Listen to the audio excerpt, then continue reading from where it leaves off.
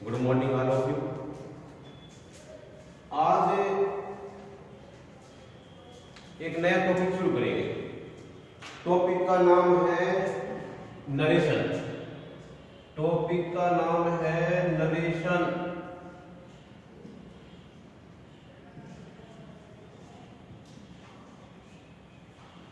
Narration और narration 10वीं class में 4 नंबर का टॉपिक है, मार्क्स से 4 और 4 वाक्य आते हैं, 4 सेंटेंसेस, 4 वाक्य आएंगे, 1 नंबर का 1 रहता है। इस प्रकार से नरेशन 4 नंबर का टॉपिक है ग्रामर में। तो आज हम नरेशन की शुरुआत करते हैं। देखिए,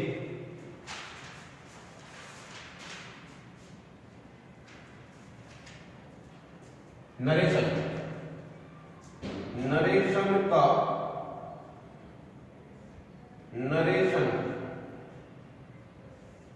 नरेशन का निर्माण हुआ है नरेट से। नरेट वर्ब की पहली फॉर्म है। नरेट का मतलब होता है टू से कहना या टू स्टेट कहना। धीरे धीरे आराम से पेन और कॉपी अपने साथ रखें और समझे और लिखें। नरेट वर्ब की पहली फॉर्म, इसका मतलब होता है टू से कहना या टू स्टेट कहना। इसका मतलब होता है कहना या कथन। इस नरेट से ही बना है नरेशन। और नरेशन का मतलब होता है स्टेटमेंट या कथन।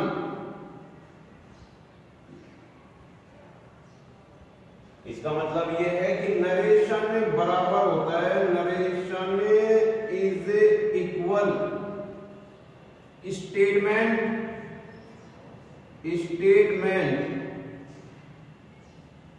इज इक्वल असर्शन या डिक्लेरेशन। इस प्रकार से ये नरेशन की बात है। दोबारा से, टॉपिक का नाम है नरेशन। नरेशन का निर्माण हुआ है नरेट से। नरेट वर्ब की पहली फॉर्म है। नरेट का मतलब होता है टू से कहना या टू स्टेट कहना या कथन। इस प्रकार से नरेट का होता है। नरेट से बना है नरेशन। नरेशन का मतलब होता है कथन। नरेशन इज इक्वल स्टेटमेंट कथन, असर्शन कथन या डिक्लेरेशन कथन। इस प्रकार से नरेशन की बात है। नरेशन 2 प्रकार के होते हैं। नरेशन 2 प्रकार के होते हैं। एक है डायरेक्ट और एक है इनडायरेक्ट। डायरेक्ट और इनडायरेक्ट। डायरेक्ट का मतलब होता है प्रत्यक्ष। इनडायरेक्ट का मतलब होता है अप्रत्यक्ष।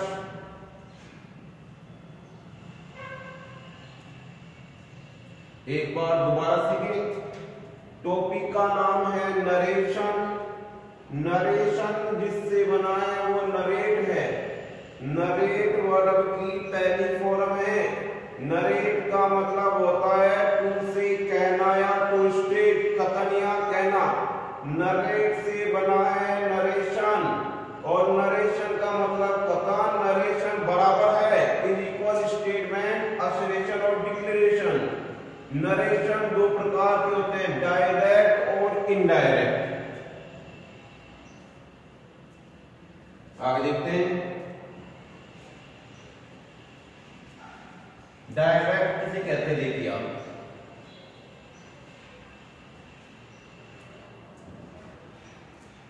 इसमें ये है, दो आदमी होते हैं या दो पक्ष होते हैं, एक होता है स्पीकर और एक होता है ऑडियंस। स्पीकर और ऑडियंस, स्पीकर का मतलब होता है वक्ता और ऑडियंस का मतलब होता है श्रोता। जो बोलने वाला है वो स्पीकर और सुनने वाला ऑडियंस। जब स्पीकर ऑडियंस को कोई बात कहे, जब ये स्पीकर बोलने वाला ऑडियंस सुनने वाले को कोई बात कहे और ऑडियंस इस बात को जो की क्यों कह दे, इस बात को जो की क्यों, एज इट इज, जो की क्यों कह दे, तो होगा डायरेक्ट। और यदि स्पीकर ऑडियंस को कोई बात कहे, तो ऑडियंस इसे अपने शब्दों में कहे, अपने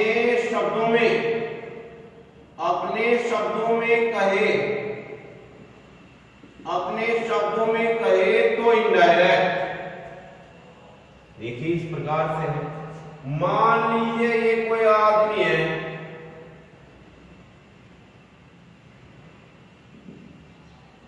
इस आदमी ने इस आदमी से, इससे कोई बात कही,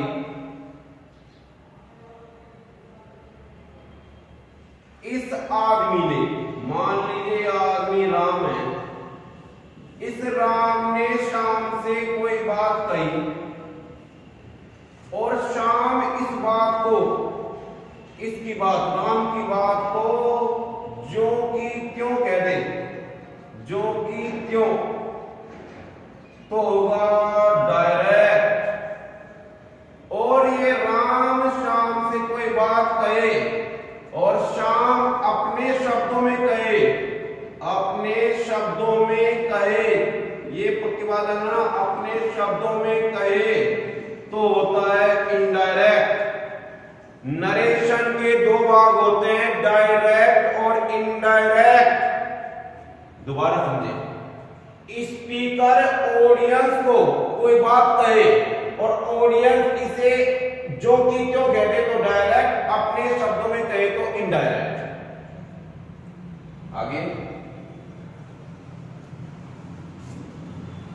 आगे ये कहते हैं कि आप इस बात को जानते हैं कि नरेशन के दो भाग होते हैं, नरेशन के दो भाग होते हैं, एक डायरेक्ट और एक इनडायरेक्ट, एक डायरेक्ट और एक इनडायरेक्ट। अब आराम सीखे इसको। यदि इन्वर्टेड कॉमा के अंदर वाक्य है, इन्वर्टेड कॉमास के अंदर, पक्का याद रखना, इन्वर्टेड कॉमास के अंदर कोई वाक्य है तो कहलाएगा आर एस, और यदि इसके कोई भार है वो कहलाएगा आर वी। इसका मतलब ये आर एस और आर वी का मतलब क्या होता है, आर वी का मतलब होता है रिपोर्टिंग वर्ब, आर एस का मतलब होता है रिपोर्टेड स्पीच। कहां से आई, ये यहां से आई। डायरेक्ट स्पीच के दो भाग होते हैं, एक आरवी और एक आर एस। डायरेक्ट स्पीच के दो भाग होते हैं, आरवी और आर एस। इन्वर्टेड कॉमास के अंदर वाक्य,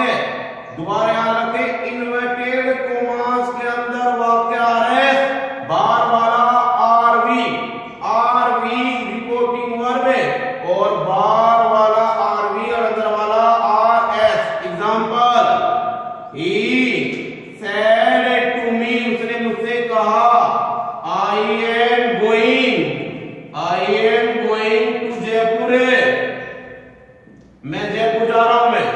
तो देखिए इन्वर्टेड कोमा के अंदर ये पूरा वाक्य है, ये कहलाएगा आरएस, बाहर वाला आरवी रिपोर्टिंग वर्ब। इस प्रकार से ये दोबारा देखिए, नरेशन के दो भाग होते हैं, एक डायरेक्ट और एक इनडायरेक्ट। डायरेक्ट के दो भाग होते हैं, आरवी और आरएस। आरवी रिपोर्टिंग वर्ब है और आरएस का मतलब होता है रिपोर्टेड स्पीच। इन्वर्टेड कोमास के अंदर वाक्य आरएस, बाहर वाला आरवी। आगे नोट डाल के लिखेंगे इसमें,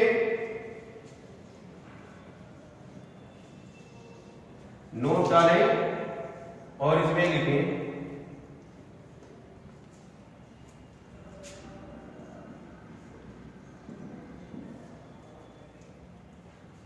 देखो बेटे दोबारा सुनिए, नोट डाल के लिखा आराम से,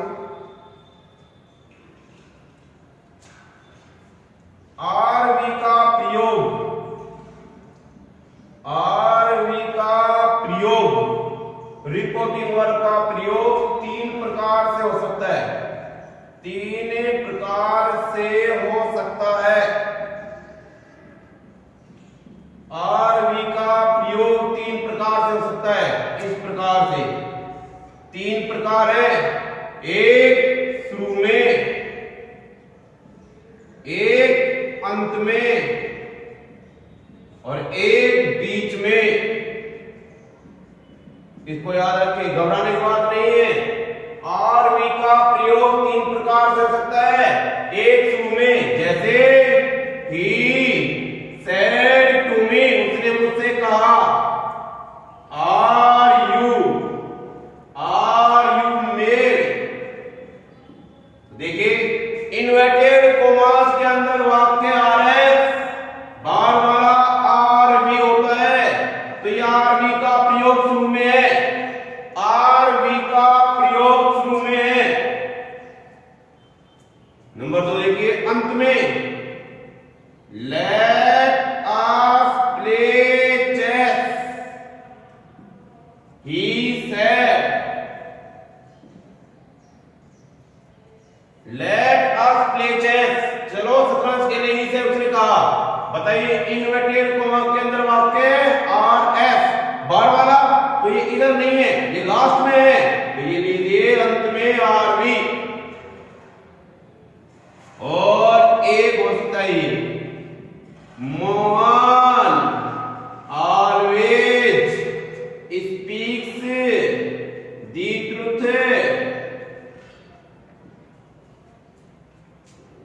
she said to me because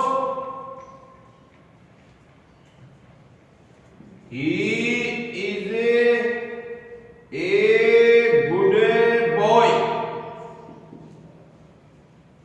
साथ साथ देखिए इन्वर्टेड कोमास के अंदर वाक्य आरएस, बाहर वाला इधर है ही नहीं, तो अंदर देखिए आप, ये देखिए इसमें इन्वर्टेड कोमा नहीं है, इसका मतलब आरवी, और ये इन्वर्टेड कोमा है, इसका मतलब ये आरएस। इस प्रकार से तीन एग्जाम्पल आ सकते हैं घुमा फिरा के कैसे भी। आरवी का प्रयोग तीन प्रकार से होता है, एक शुरू में, एक अंत में और एक बीच में।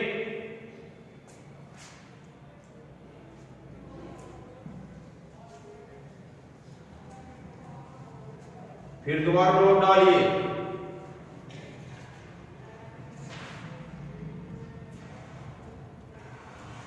नोट डालिए और समझ देखना।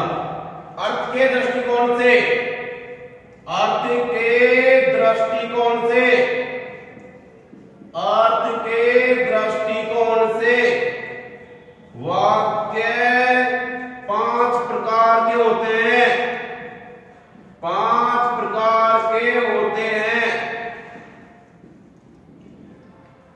अर्थ के दृष्टिकोण से उसका मतलब है मीनिंग के अनुसार, मीनिंग अर्थ के अनुसार, अर्थ के अनुसार वाक्य 5 प्रकार के होते हैं। ये 5 प्रकार के वाक्य ही डायरेक्ट से,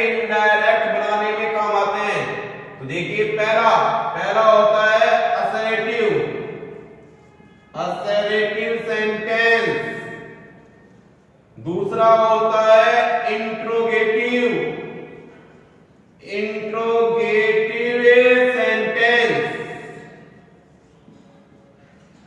तीसरा होता है इंपेरेटिव सेंटेंस।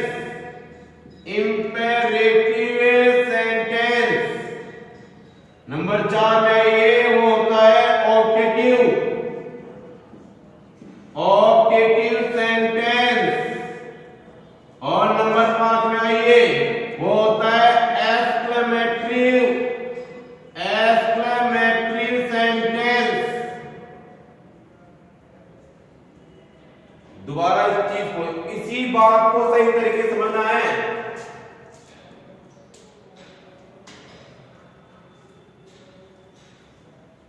दोबारा देखिए, अर्थ के दृष्टिकोण से, अर्थ के अनुसार, मीनिंग के अनुसार वाक्य 5 प्रकार के। पहला है असर्टिव सेंटेंस, इसका मतलब होता है सविकारात्मक वाक्य।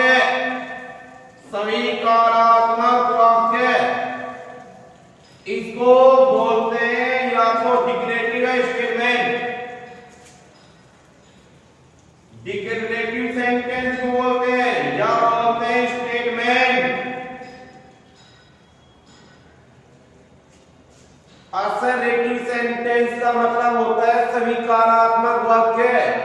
अर्थ के दृष्टिकोण से वाक्य 5 प्रकार के होते हैं।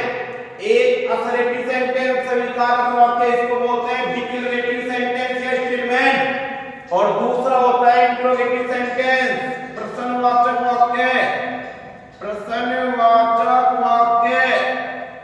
तीसरा होता है इंपेरेटिव सेंटेंस, इसका मतलब होता है आज्ञासूचक वाक्य। नंबर 4 में आइए, ऑप्टेटिव सेंटेंस, शुभकामनात्मक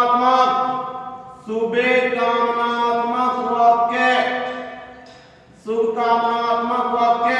और नंबर 5 में है एक्सक्लेमेटरी सेंटेंस,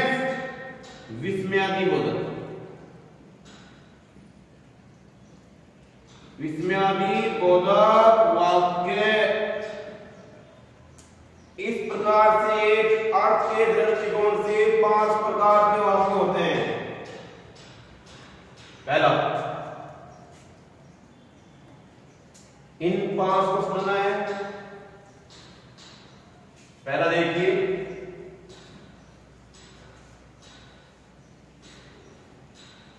पेन और कॉपी साथ में रखें, समझे और लिखें। पहला देखिए, ASSERTIVE असर्टिव सेंटेंस।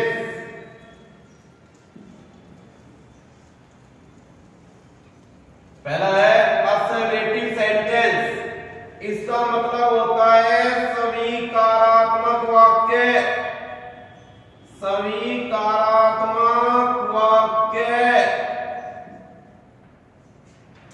दूसरी स्टेट इसमें यह है, इसकी परिभाषा ये है, द सेंटेंस विच जो एक्सप्रेसेज, जो अभिव्यक्त करते हैं यस और नो सेंस। दोबारा पढ़िए, पहला है असर्टिव सेंटेंस, सविकारात्मक वाक्य। वे वाक्य जो हाँ और ना में उत्तर देते हैं। द सेंटेंस, वाक्य विच जो एक्सप्रेसेज, अभिव्यक्त करता है यस और नो सेंस, हाँ और ना में उत्तर आता है, हाँ और ना का बोध कराता है, वो वाक्य असर्टिव होता है। व्यवहार की बात यह है कि यदि स्वीकार करते हैं, कोई भी बात स्वीकार करते हैं, स्वीकार करने के तरीके 2 हैं, या तो पॉजिटिव तरीका है या नेगेटिव तरीका है।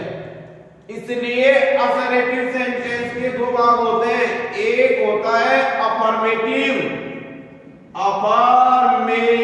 सेंटेंस, एक होता है अफर्मेटिव सेंटेंस और एक होता है नेगेटिव सेंटेंस। नेगेटिव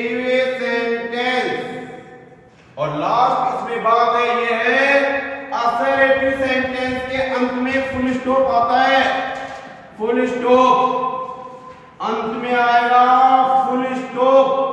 तो असर्टिव सेंटेंस है। असर्टिव सेंटेंस का मतलब होता है स्वीकारात्मक वाक्य। द सेंटेंस विच जो वाक्य जो एक्सप्रेस अभिव्यक्त करता है यस और नो सेंस, हाँ और ना का बोध कराता है, वो असर्टिव सेंटेंस है। असर्टिव सेंटेंस का मतलब है स्वीकार करना। स्वीकार दो प्रकार करते हैं, या तो पॉजिटिव में या नेगेटिव में। इसलिए असर्टिव सेंटेंस के दो भाग होते हैं, एक होता है अफर्मेटिव सेंटेंस और एक होता है नेगेटिव सेंटेंस, और लास्ट में मिलता है फुल स्टॉप। एग्जांपल देखिए, Ram pledge hockey, Ram hockey खेलता है। Number 2, he does not play A game, वह खेल नहीं खेलता है। तो Ram play hockey, Ram hockey खेलता है, स्वीकार कर रहा है, तो ये तो हो गया अफर्मेटिव में। और he does not play A game, वह खेल नहीं खेलता है, इसलिए नेगेटिव। इस प्रकार से आप इसको समझे सही जैसे। दोबारा देखिए, असर्टिव सेंटेंस का मतलब होता है स्वीकारात्मक वाक्य। स्वीकारात्मक वाक्य में दो प्रकार स्वीकार किया जाता है, एक हाँ में और ना में। इसलिए असर्टिव सेंटेंस के दो भाग होते हैं, अफर्मेटिव और नेगेटिव। नंबर 2 में आइए। नंबर 2 है इंट्रोगेटिव सेंटेंस।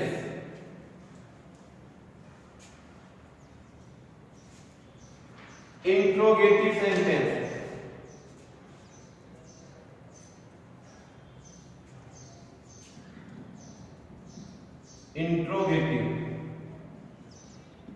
इंट्रोगेटिव सेंटेंस, इसका मतलब है प्रश्नवाचक वाक्य। प्रश्नवाचक वाक्य एक बात इसमें। दूसरी इसकी परिभाषा ये है, the sentence which is used,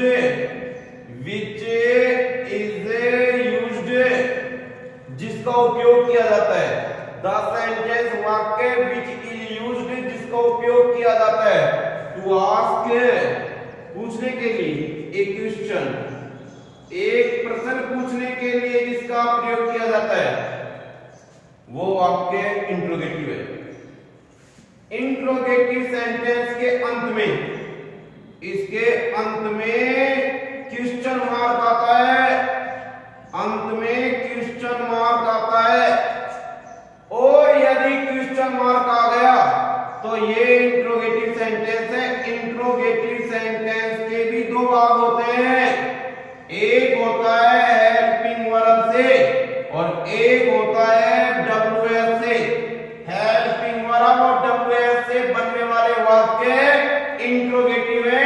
interrogative sentence के अंत में इंट्रोगेटिव मार्क आता है, जैसे आर यू प्लेइंग क्रिकेट, क्या तुम क्रिकेट खेल रहे हो। और नंबर 2 देखिए, व्हाट डू यू लाइक,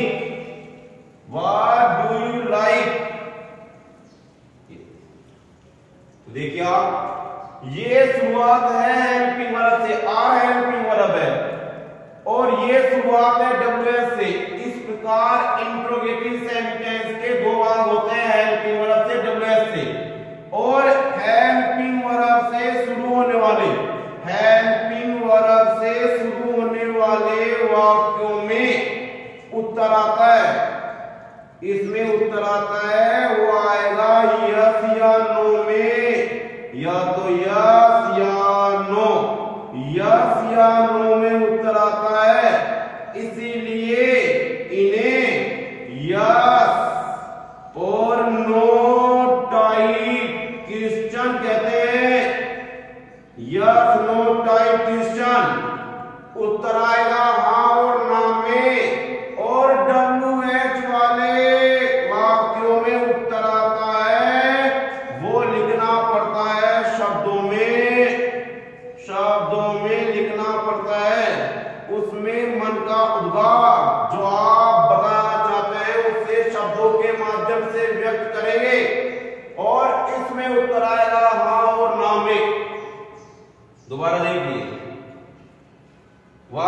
का नाम है interrogative. Interrogative sentence,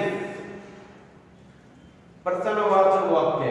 interrogative sentence होते हैं प्रश्नवाचक वाक्य, और प्रश्नवाचक वाक्य इस प्रकार होते हैं द सेंटेंस वाक्य विच जो इज यूज्ड जिसका उपयोग किया जाता है टू आस्क ए क्वेश्चन, एक प्रश्न पूछने के लिए जिसका उपयोग किया जाता है वो इंट्रोगेटिव है। प्रश्न पूछने के लिए जिसका उपयोग करते हैं वो इंट्रोगेटिव है, और अंत में इंट्रोगेटिव मार्क मिलेगा। यदि इंट्रोगेटिव मार्क मिल गया तो इंट्रोगेटिव सेंटेंस है। और इंट्रोगेटिव सेंटेंस की शुरुआत दो प्रकार से, एक है हेल्पिंग वर्ब से, एक डब्ल्यूएस से। हेल्पिंग वर्ब और डब्ल्यूएस से शुरू होने वाले वाक्य इंट्रोगेटिव है। यदि हेल्पिंग वर्ब से शुरुआत है तो इंट्रोगेटिव है, लेकिन इसका उत्तर आता है हाँ और ना में, इसलिए इन्हें यस नो टाइप क्वेश्चन कहते हैं। और डब्ल्यूएस से शुरू होने वाले क्वेश्चन में आंसर अपने शब्दों में या भाषा में देना पड़ता है। इस प्रकार ये इंट्रोगेटिव सेंटेंस कंप्लीट। आगे कहता है कि आगे है इंफिनिटिव सेंटेंस। तीसरा है इंपेरेटिव सेंटेंस।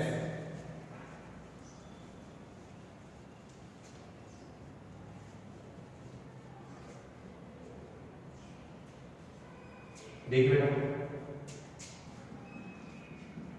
इंपेरेटिव सेंटेंस, इसका मतलब होता है आज्ञा सूचक वाक्य।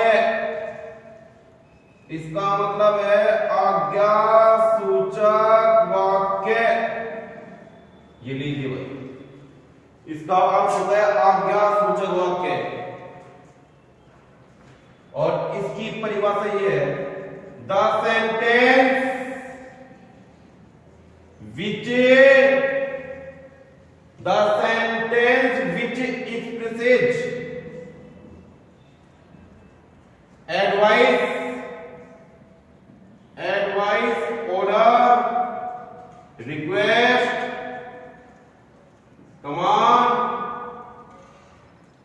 etc.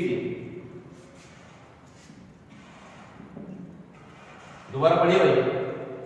इंपेरेटिव सेंटेंस का मतलब होता है आज्ञा सूचक वाक्य। द सेंटेंस वाक्य विच जो एक्सप्रेसेस अभिव्यक्त करता है, वाक्य जो अभिव्यक्त करता है एडवाइस सलाह, ऑर्डर आदेश, रिक्वेस्ट निवेदन, कमांड आदेश या आज्ञा, इसको जो अभिव्यक्त करता है वो इंपेरेटिव है। और इंपेरेटिव सेंटेंस के अंत में फुल स्टॉप आता है। अंत में फुल स्टॉप आता है, ध्यान रखें फुल स्टॉप आता है। लेकिन ध्यान देने वाली बात यह है अंत में फुल स्टॉप आता है, लेकिन वाक्य की शुरुआत, इंपेरेटिव वाक्य की शुरुआत, इससे वाक्य की शुरुआत इस प्रकार से होती है, या तो वर्ब की पहली फॉर्म से, या प्लीज या काइंडली से, या डू या डोंट से, या नेवर से, या लेट से। आप इसको दोबारा सीखें। इंपेरेटिव कंप्लीट है। इंपेरेटिव का मतलब होता है आज्ञा सूचक वाक्य। द सेंटेंस विच एक्सप्रेसेस जो अभिव्यक्त करता है एडवाइस, ऑर्डर, रिक्वेस्ट, कमांड, और अंत में मिलता है फुल स्टॉप। यदि फुल स्टॉप मिल गया तो ये मान सकते हैं कि भाई फुल स्टॉप मिल गया, ये वाक्य असरेटिव हो सकता है, असरेटिव हो सकता है। ये मान सकते हैं कि लास्ट में फुल स्टॉप असरेटिव है। लेकिन इस बात को ध्यान रखें, यदि वाक्य की शुरुआत वर्ब की पहली फॉर्म से, प्लीज या काइंडली से, डू या डोंट से, नेवर और लेट से होती है तो वाक्य इंपेरेटिव है। ये कंप्लीट। लास्ट में देखिए नंबर 4।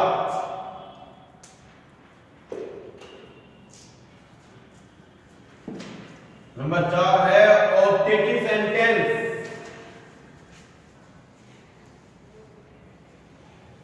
चार कहता है ऑब्जेक्टिव में।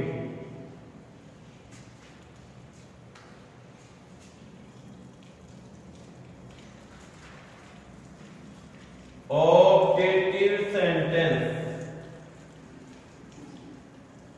इसका मतलब होता है शुभकामना शुभकामनात्मक वाक्य। अर्थ के दृष्टिकोण से वाक्य 5 प्रकार के होते हैं, जिनमें चौथे नंबर का है। इसकी परिभाषा ये है, द सेंटेंस विच जो एक्सप्रेसेज अभिव्यक्त करता है विषय और डिजायर। दोबारा, ऑब्जेक्टिव सेंटेंस का मतलब होता है शुभकामनात्मक वाक्य। द सेंटेंस वाक्य विच जो एक्सप्रेसेज जो अभिव्यक्त करता है, वाक्य जो अभिव्यक्त करते हैं विषय कामना और डिजायर इच्छा, जिनमें कामना और इच्छा जाहिर होती है या अभिव्यक्त होती है, कामना और इच्छा अभिव्यक्त होती है, वो वाक्य ऑब्जेक्टिव है। और इस प्रकार के वाक्यों में अंत में ये एक्सक्लेमेटरी मार्क आता है ये। और इस प्रकार के वाक्यों में यू, ध्यान रखना है, यू छिपा रहता है, यू छिपा रहता है। एग्जाम्पल जैसे मे यू लिव लॉन्ग और अंत में था, भगवान करे तुम दीर्घायु लो। May you gate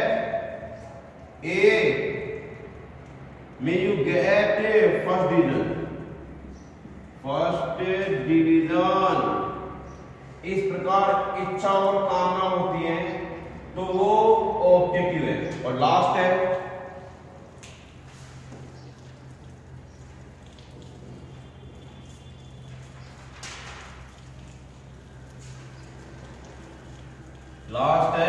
exclamatory sentence.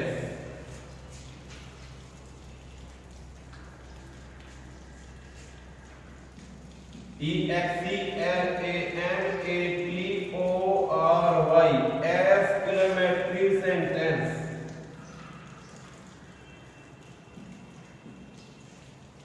Exclamatory sentence का मतलब होता है विस्मयादि बोधक वाक्य।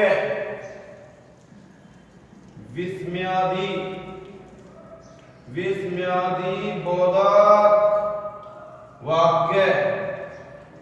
और इसकी परिभाषा ये है, द सेंटेंस विच जो एक्सप्रेसेज अभिव्यक्त करता है some sudden feeling of mind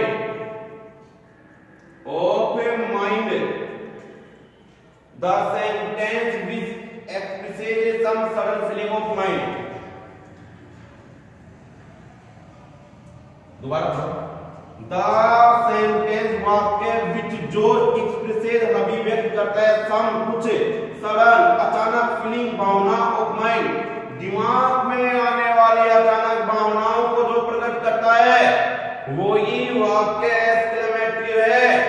दिमाग में आने वाली, जो दिमाग में अचानक विचार आते हैं, और अचानक विचार जैसे किसी के दिमाग में अचानक विचार आया जॉय का, सोरो,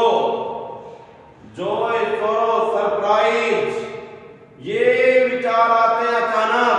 और जो अचानक आने वाले विचारों को अभिव्यक्त करे वो एक्सक्लेमेटरी सेंटेंस होता है। एक्सक्लेमेटरी का मतलब होता है विस्मयादि बोधक वाक्य। और वे वाक्य जो दिमाग में आने वाले अचानक जो भावनाएं आती हैं वो व्यक्त करे तो एक्सक्लेमेटरी है। इस प्रकार अर्थ के दृष्टिकोण से 5 प्रकार के वाक्य होते हैं। ये कंप्लीट। अब आगे बढ़ते हैं। आगे ये क्या देखिए,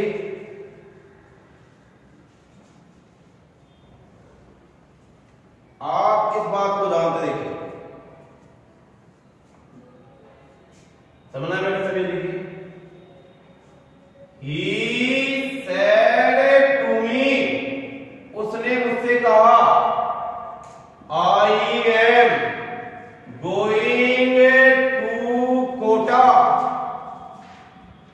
ये वाक्य। तो आप इस वाक्य को देखकर बताइए कि इसका स्ट्रक्चर किस प्रकार है। तो आप ध्यान रखना, इन्वर्टेड कोमास के अंदर वाक्य है, इन्वर्टेड कोमास के अंदर जो वाक्य है वो तो है आर एस। आर एस का मतलब होता है रिपोर्टेड, रिपोर्टेड स्पीच।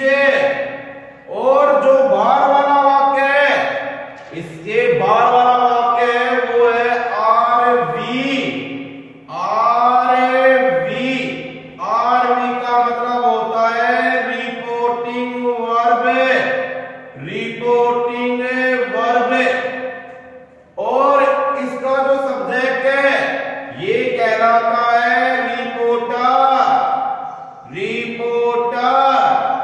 और जो ये ऑब्जेक्ट है ये कहलाता है object, of reporting verb, object of reporting verb.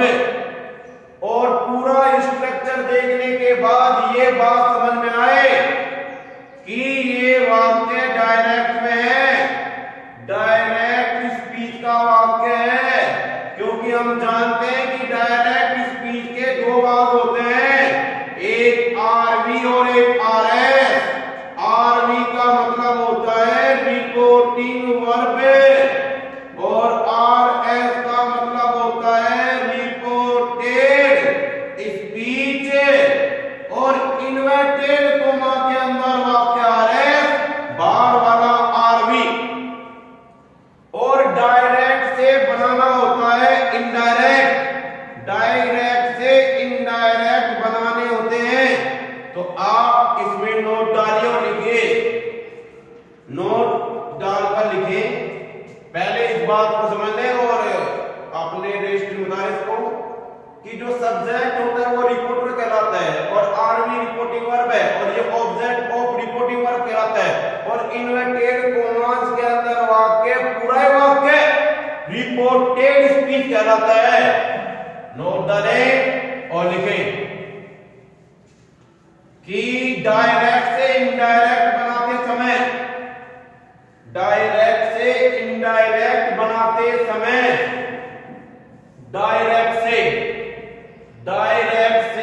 Indirect, indirect बनाते समय, डायरेक्ट से इनडायरेक्ट बनाते समय तीन परिवर्तन होते हैं, तीन परिवर्तन होते हैं। डायरेक्ट से इनडायरेक्ट बनाते समय तीन परिवर्तन होते हैं। पहला टेंसेज में, दूसरा होता है प्रोनाउंस में, प्रोनाउंस में, और तीसरा होता है टाइम व डिस्टेंस, टाइम व डिस्टेंस वाले शब्दों में।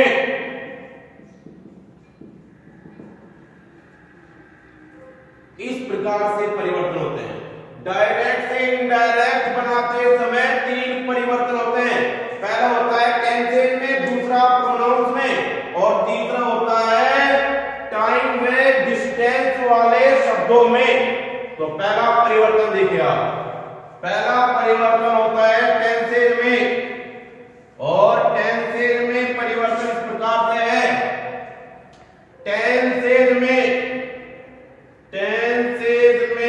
परिवर्तन, और टेंसेज में परिवर्तन इस हिसाब से देखिए, डायरेक्ट से इनडायरेक्ट बनाना है तो डायरेक्ट से इनडायरेक्ट बनाते समय टेंसेज में परिवर्तन इस प्रकार से होते हैं। पहला देखिए, यदि डायरेक्ट में वर्ब है, यदि डायरेक्ट में वर्ब की पहली और पांचवी फॉर्म है, यदि डायरेक्ट में वर्ब की पहली और पांचवी फॉर्म है तो ये बदल जाएगी वर्ब की सेकंड फॉर्म में। यदि डायरेक्ट में डू और डज में से एक है, डू और डज के बाद नोट प्लस वर्ब की पहली फॉर्म है तो ये बदल जाएगी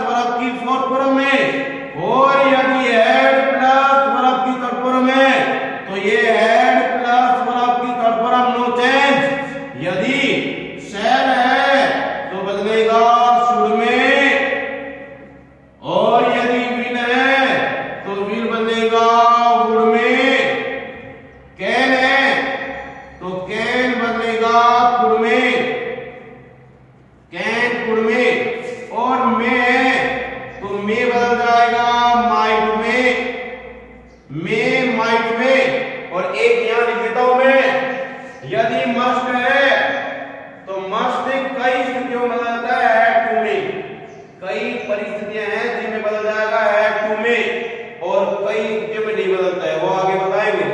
तो इस प्रकार से डायरेक्ट से इनडायरेक्ट बनने समय टेंसेस में परिवर्तन इस प्रकार होते हैं। ठीक है, बाकी का बचा हुआ अगली क्लास में।